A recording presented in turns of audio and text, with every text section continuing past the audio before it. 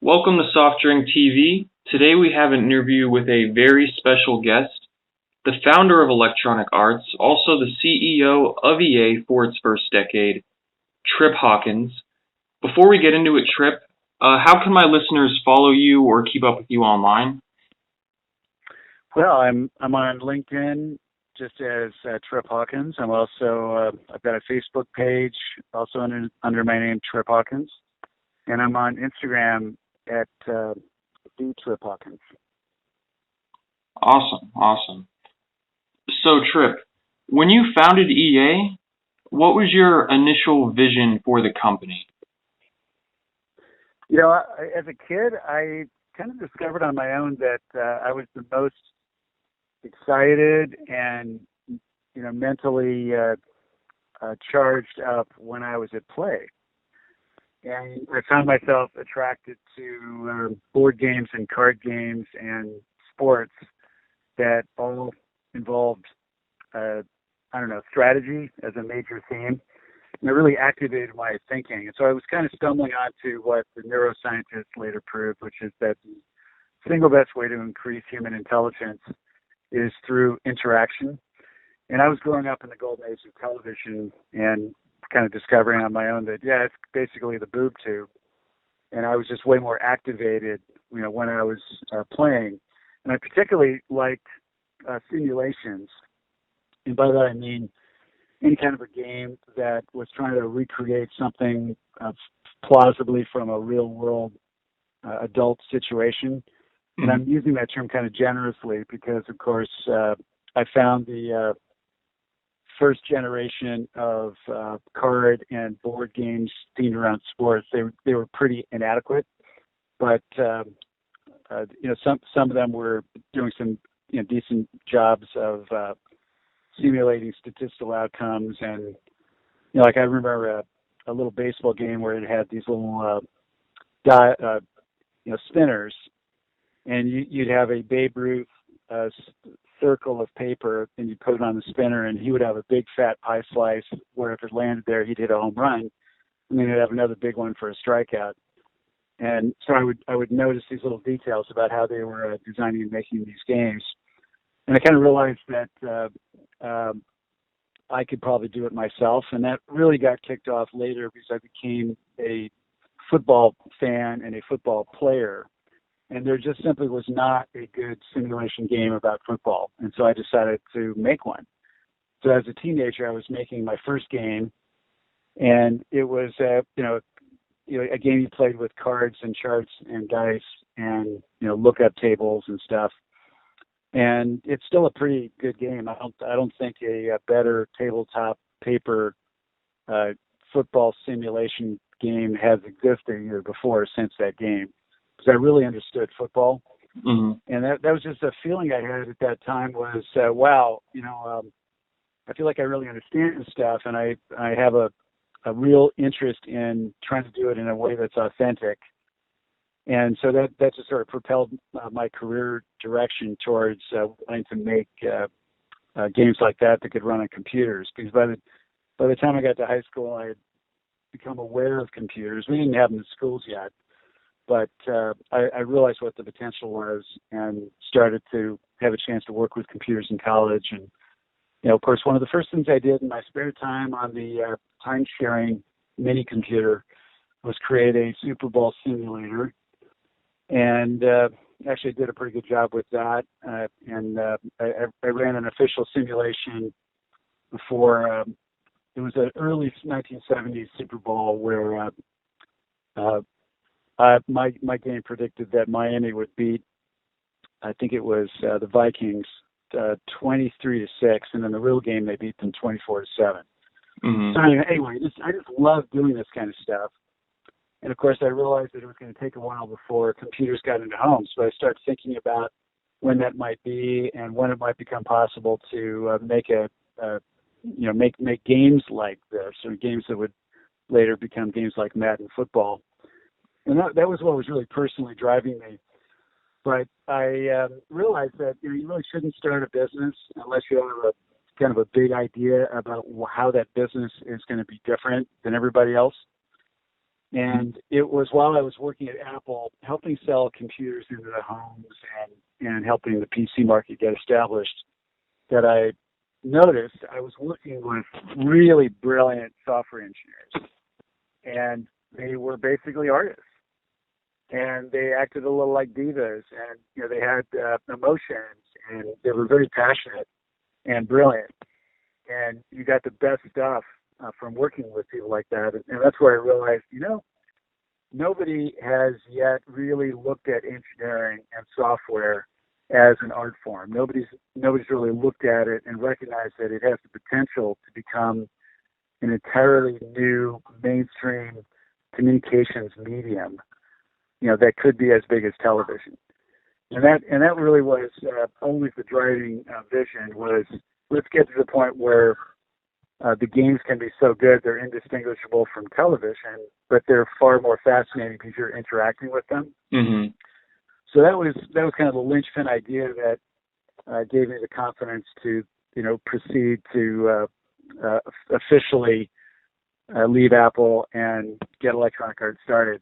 Ironically, I had in the summer of 1975, I had actually pegged 1982 as the year when I would do that. And in fact, that's exactly how it panned out. It's exactly when I did it.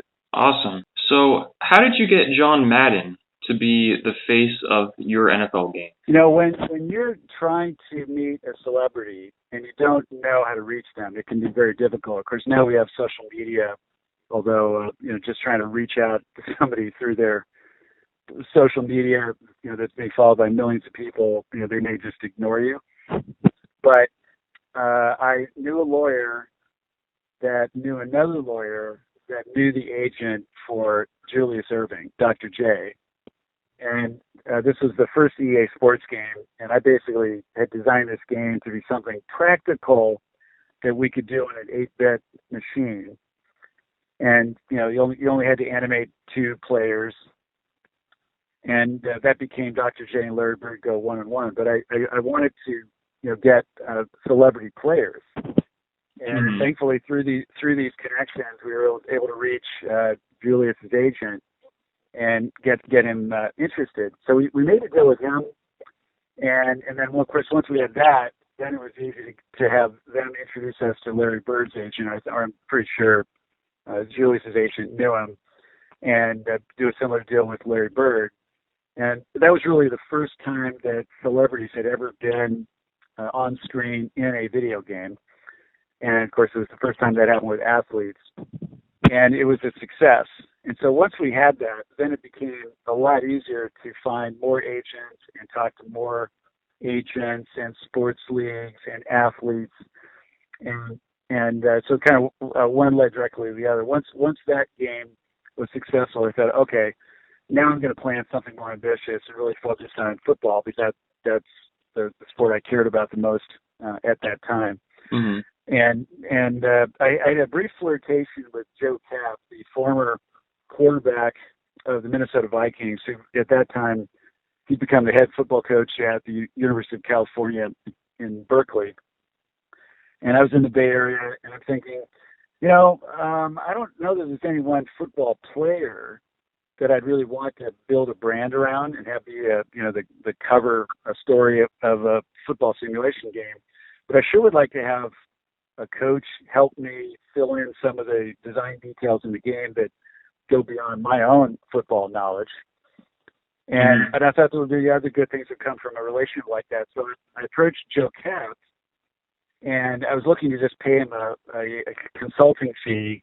And then I'd go, create the brand. It would be an EA-owned brand, and we wouldn't have to pay anybody any royalties. But even though Joe was really interested, he then followed up later and said, I've decided I want my name on the front, and I want to get a royalty. And I thought, okay, all right. If a good coach is going to need to have that kind of reaction, then I might as well go to the top of the food chain. If I'm going to have to pay royalties and to have a good coach, I want to get John Madden. Because Madden at that time, he was already, obviously a Super Bowl winning coach, great coach. He was already a multiple Emmy award winning broadcaster. He was also the ace hardware man He was also in all the Miller Lite beer commercials, breaking through barriers and saying, "Hey, wait a minute." So he was super high profile and very good at what he did and very successful. And of course, he had a lot of the knowledge and insight that I needed. And by that time, it had gotten to be pretty easy to, amongst the agents that we knew, to figure out, okay, which agency's representing him and how do we contact them. And basically, I flew off to New York, met with his agent, and we worked out a deal.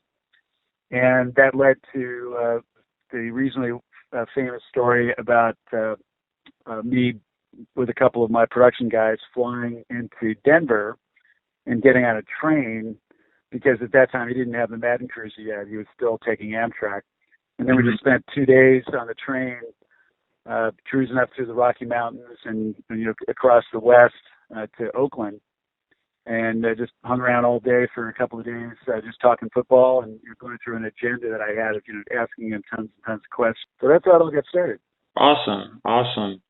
So you said initially EA's vision, or EA Sports' vision, was to create simulation sports games, right? Like as realistic as possible.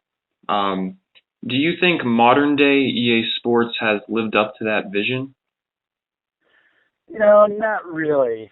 I know they call the category simulation, and of course, there's a distinction now between the NFL exclusive that EA has on the simulation category and how that is differentiated from the rights that the NFL just gave Take-Two for something that's more of an arcade game. And I think if you look at a great arcade sports game like NBA Jam, that's really fantastical, right? And the players can do magical things, and it's a lot of fun because it's really over the top. And I suppose, Take-Two can go in that direction and do some of that, but Madden does that too. Yeah. And I think one of the problems with a topic like football is that it is extremely challenging to simulate it perfectly. You've got to get, just for starters, you've got to get the physics right.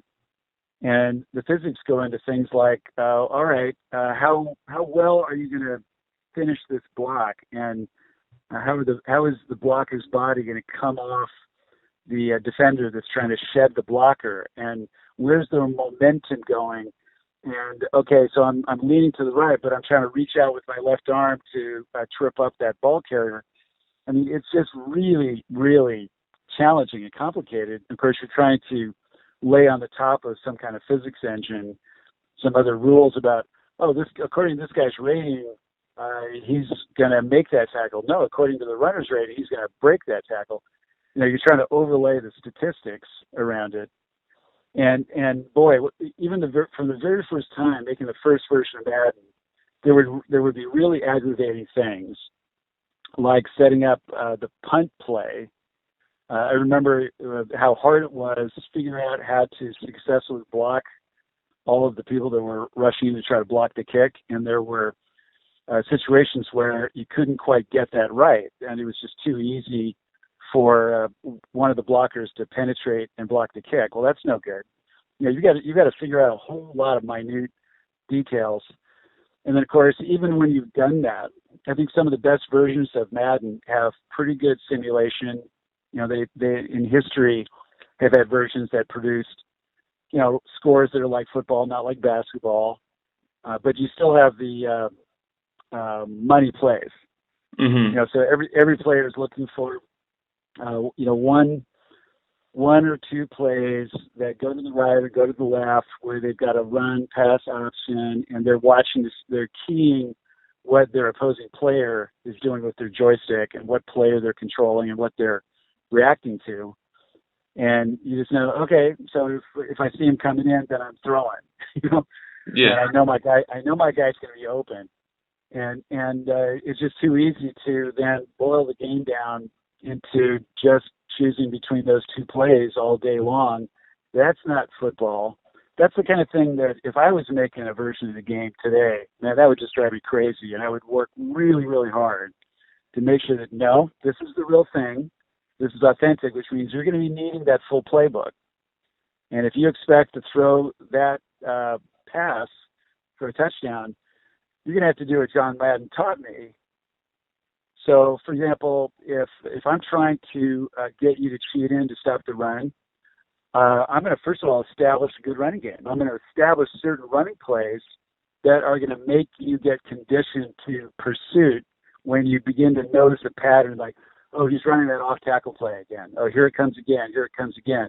And it's just when you start to become familiar with that rhythm, that's when I'm doing the play action pass, where I'm going to show you all of that. It's all going to look like that same off tackle running play. But now I'm throwing the ball at the tight end that's wide open because this tight safety or the linebacker that had assigned coverage bit and sold out on the run fake. Mm-hmm. And, it's super satisfying when you work hard over the course of a game to set things up that way. And a good coach that's good at play calling, they'll be doing stuff in the first quarter that they're going to be using to set up something that's going to score a touchdown for them in the third quarter. So I love strategy like that, and I really would love it if all the sports simulation games really maintain that kind of authenticity, so you could have good strategy.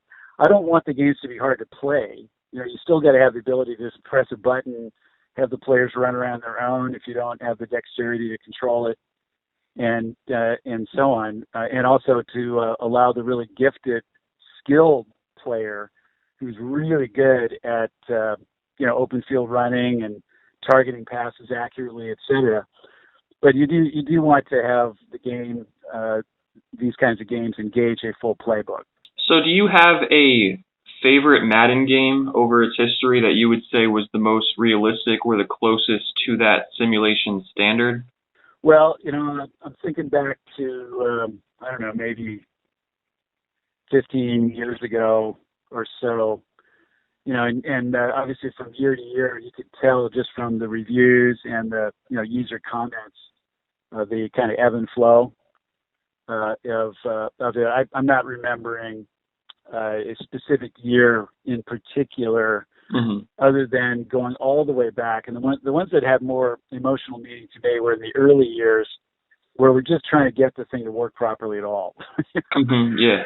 And it was quite a breakthrough, even just having a game that ran on the Apple II and on the IBM PC in the late 1980s, because the machines weren't very powerful. They weren't really, those machines were not designed with graphics or sound in mind. And in fact, they wouldn't even allow you to hook up two joysticks. So you could have a two-player experience, but one of the players had to play on the keyboard while the other used the joystick.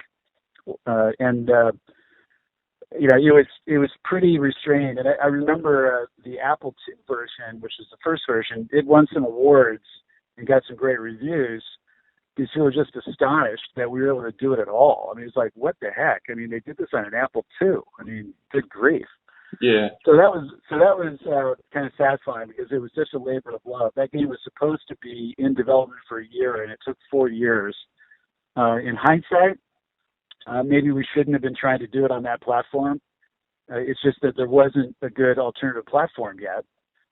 And then, of course, the real excitement came with the debut of the Sega Genesis, because that machine was the first high-volume machine because of its low price that had 16-bit graphics. It had a graphic and sound coprocessors. So it was really the first affordable multimedia machine. It was introduced at a $189 price point, and it had two joystick ports.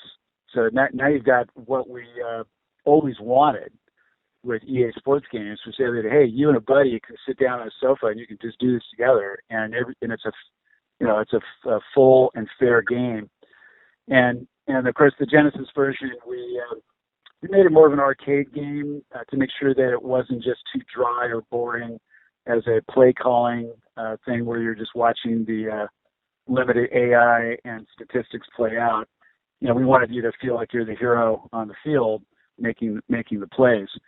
But it even though it had arcade aspects to it, it still had a fully legitimate, pretty good sized NFL caliber playbook and lots of great statistical modeling.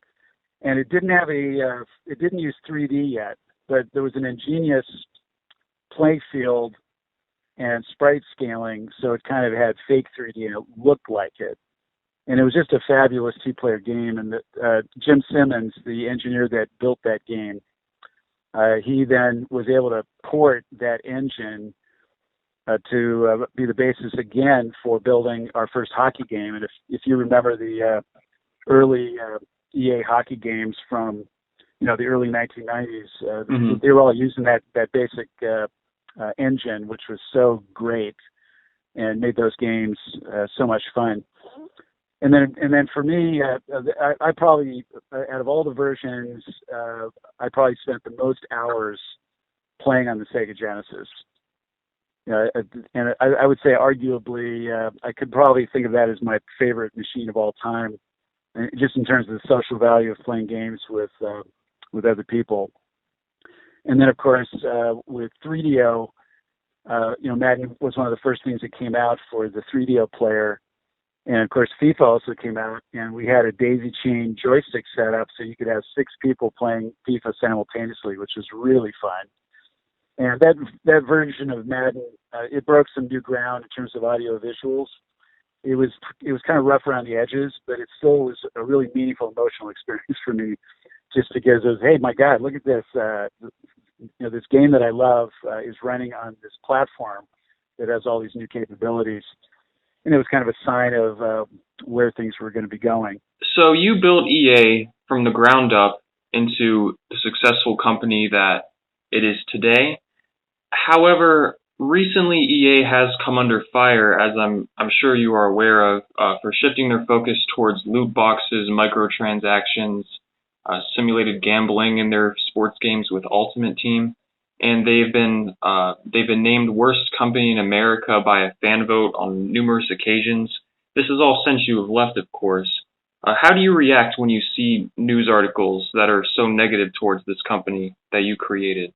Yeah, I'm sad to see it.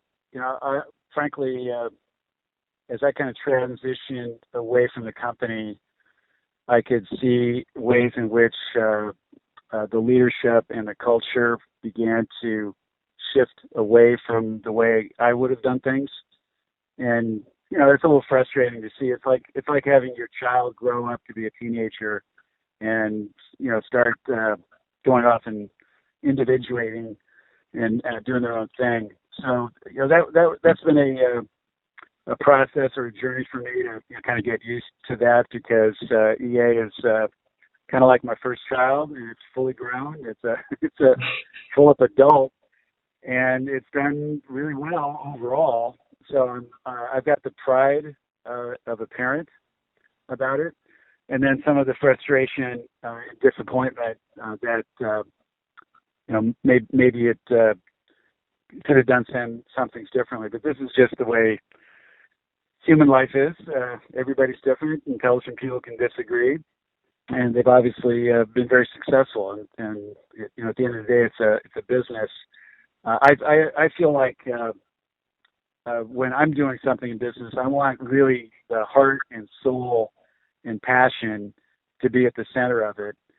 And I'm a creative guy. For me, it's really about bringing the artistry and the creativity to the products, and not so much just looking at it as a sausage factory where you're cranking out sequels and printing more money. So I have a little bit of cynicism about any brand these days that is doing things that are too derivative. I get more excited about all the original thinking and creativity in the industry, and the dedication and refinement around quality. When you see that, and I think EA strikes that chord at times, and at other times that they're under incredible deadline pressure that makes it hard to do everything that they want to do. Because with a game like Madden, you got to line up with the football season, and they're not going to move the opening day of the football season just because of your game. Mm-hmm. So that's a challenge, and I think you look at the loot box kind of thing. That mechanism began with Magic the Gathering, the first collectible trading card game, which came out about 25 years ago. And man, that game blew my mind. I mean, Richard Garfield, the guy that invented that, he made some real breakthrough innovations. And nobody had made a package of trading cards that you could play a game with. And nobody had thoughtfully decided to make some of them more valuable in the game while also being more scarce. And so it was kind of building on the randomness that you got with like sports trading cards. And so Magic the Gathering is a great game. It's going strong today. It's still around. I play it regularly with my youngest son, and I love games like that. So I don't have an instinctive allergic reaction to any company that wants to use a mechanism like FIFA Ultimate Team as a game mode where, oh, here's how you get your players. And if you really want a player that's more rare, you're going to maybe have to open more packets, or there's a marketplace where you can go like eBay where you can just buy the thing you want. And they have aesthetic value. They have collectible value, and I think those are all reasonable things. And over the years, ever since Magic the Gathering came out, back when Magic came out, I would just be driving down the street, driving down the boulevard, and I'd glance over into a strip mall, and I'd see a bunch of people hanging out outside a store, some of them sitting on the curb, and I'd go, oh, those are Magic players. And then I'd drive over there and park, and I would just walk up and start interviewing them. I mean, I've just always been a natural market researcher, and having had 4 kids, I've always had a market research lab in my home. And I've constantly, over the last 25 years, I'll run into people that have spent over $20,000 on Magic cards or some other game like that. And I don't just mean the paper card games. I'm also referring to online. Mm-hmm. And I've never yet met anybody that feels badly about the money they spent. So it's something very powerful about collecting these things and having a sense of ownership and having it be a form of user-generated content and personalization. And I think it's a major theme that's going to continue to grow with the industry. Obviously, you don't want to be exploitative about it. And yeah, there are issues with addiction. There are issues with children. There are issues with people that end up having their spending kind of get out of control because of aspects that are as addictive as gambling. And, the industry has been challenged on some of these topics, and they've had to deal with some changes in various governments from a regulatory standpoint. But, I'm not opposed to the basic concept of a packet of Magic the Gathering cards. And I think it's important, if the industry wants to use a mechanism like that, they really need to make sure that it's imbued with a lot of the wonderful things that owning and collecting Magic the Gathering cards have going for them. And by the way, that includes having open markets for trading them. So I think it's a problem when a game is a completely closed system. And imagine this: if you could go to a casino, and when you go in the casino, there's a cashier, and you go and you give them real money, and they give you a bunch of poker chips, right? Mm-hmm. But now imagine if that casino, you couldn't take your winnings and take those chips to that cashier and cash out and get real money. But you just had to, if you wanted to walk out of the casino, you got to leave all your chips behind. That's a little narrow-minded and selfish on the part of any game company that designs it that way. If the game company is trying to convince you that the virtual goods have asset value, then they really ought to increasingly embrace the idea that there be an aftermarket where they can be freely traded. So you're not opposed to the idea of an Ultimate Team game mode as you just described.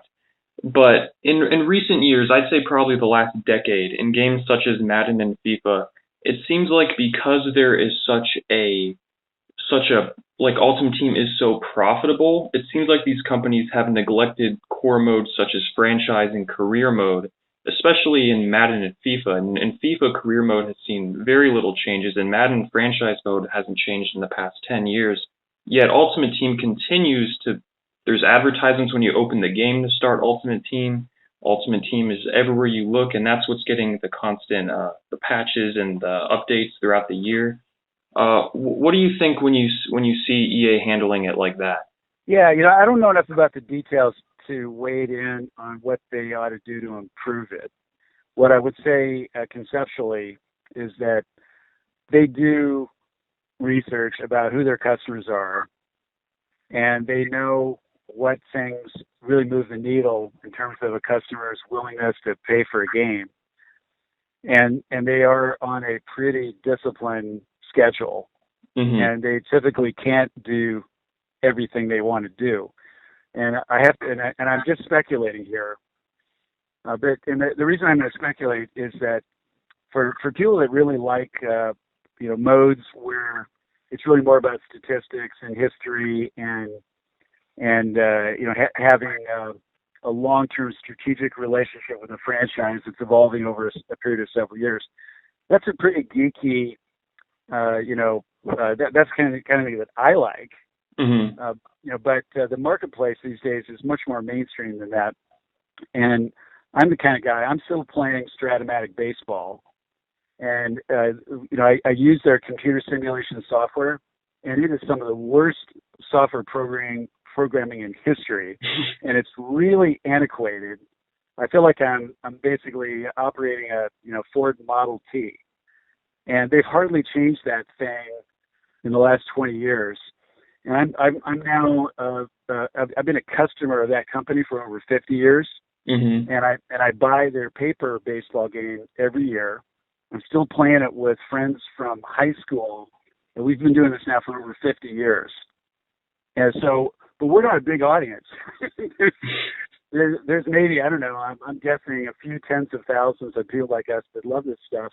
And by the way, if you look at the data science rooms and the analytics departments and the stat guys that are working for professional sports teams now in a big room, doing all the analytics and data science, a whole lot of those guys grew up like me playing Stratomatic, and having that be one of the ways we discovered how much we love statistics and analysis and how it can be applied to strategy.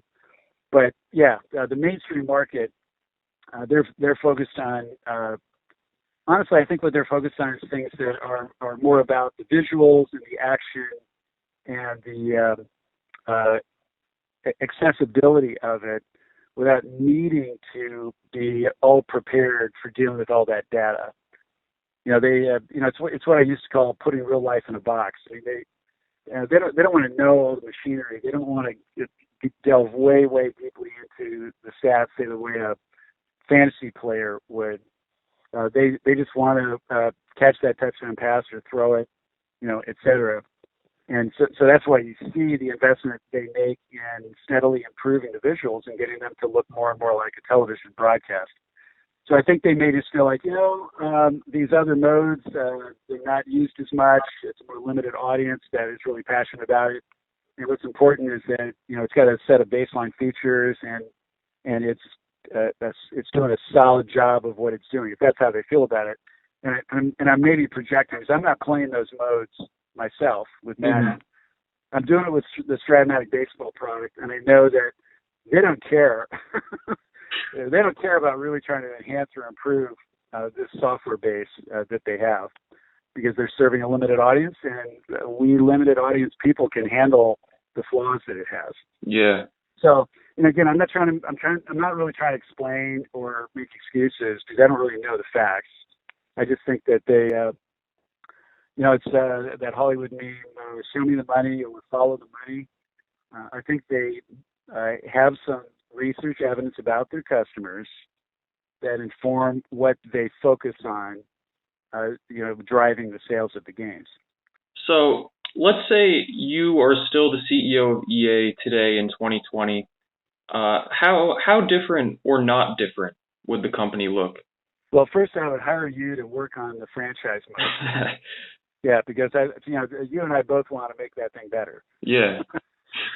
And I think otherwise, we're in a very, very different industry now than what it used to be. But a lot of the same things still matter And when I was younger, I didn't understand myself very well, and I didn't manage my emotions very well. And now that I'm more mature and I've done a lot of work on myself, just understanding, well, who the heck are you, and why do you feel the way you do, why do you act the way you do, and learning, among other things that I learned, like when I was a kid, I had a father who was yelling all the time, and I had coaches who were yelling all the time, and I got really used to guys yelling, and I became one of those guys. And I'm at a point in my life now where I realize that getting angry never makes things better. And so you're far better off if you know how to keep yourself calm and stay in touch with both your feelings and your thoughts so that you can do the right thing and say the right thing instead of the opposite. And so I think I understand more now than I used to about how to get the right people into an organization, get the right people into the room, and to manage to hold everybody accountable, but at the same time have a plan, make sure they know what the plan is, have it be a group interactive collaboration, get everybody motivated, and have a chance to do something special. And I think probably a lot of large corporations, especially, they kind of get too disconnected from those kinds of things. They're just cranking out sausage from that sausage factory, and it's I think for a lot of big companies, they just don't have that depth of feeling or care about what they're doing. So one more time, Trip, let's let the audience know where they can find you, what you're working on, anything else you want to say. Yeah, well, I can be reached on Instagram at @TheTripHawkins, or on my Facebook page or LinkedIn, where I'm just Trip Hawkins. And I just want to wish everyone well here in this crazy year we're having. And pandemic has, of course, turned out to be a good excuse to spend more time playing games. And play is really good for you. And I just want to wish everybody happy gaming. Awesome. This has been very fascinating. Thank you so much for coming on, Trip. It's been great. My pleasure, Noah. Be well and have a great weekend. You too. Thank you.